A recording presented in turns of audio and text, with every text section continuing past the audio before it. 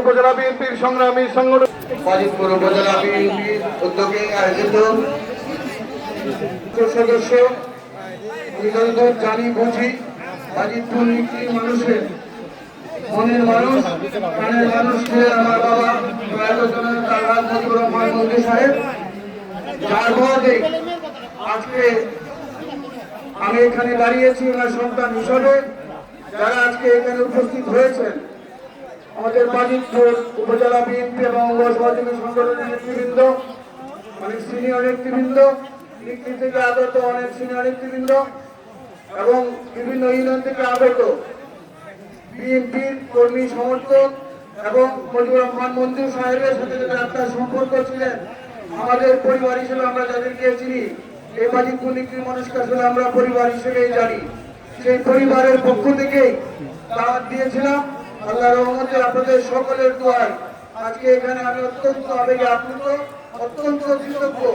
আমার বাবার সাথে যারা দীর্ঘদিন রাজনীতি করেছেন, আমি অত্যন্ত নগণ্য মানুষ, ছোট মানুষ হয়েও আমি অনেকের কাছে সরাসরি যেতে পারি নাই, কিন্তু ফোনের মাধ্যমে আমি ওনাদের সাথে যোগাযোগ করার পরেও ওনারা আজকে এখানে স্বতঃস্ফূর্তভাবে এই জেলায় অংশগ্রহণ করেছেন। তাদের প্রতি আমার আজীবন কৃতজ্ঞতা এবং ভালোবাসা।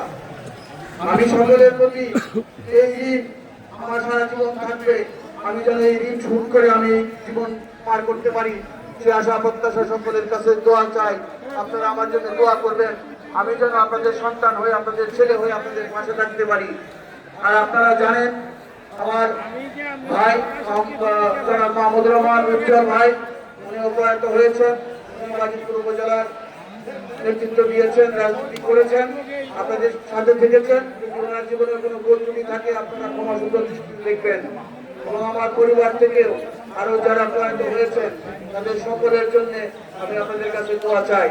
আর আপনারা সকলেই অবগত আছেন, বিগত কয়েকদিন 7 দিন 8 দিন আগে আমার বাসটি এখানে পানিতে পড়ে মৃত্যুবরণ করেছেন।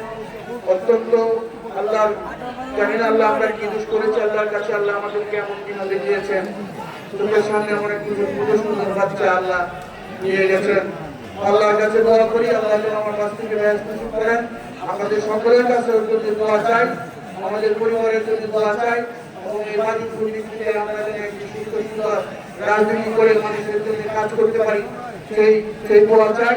আমাদের সকলের ভালোবাসায় সুস্থ হয়ে আমাদের সকলের কাছে আবারও কৃতজ্ঞতা এবং ভালোবাসা জানিয়ে আমাদের কাছে আজীবন ঋণী হয়ে আমার বক্তব্য শেষ করছি।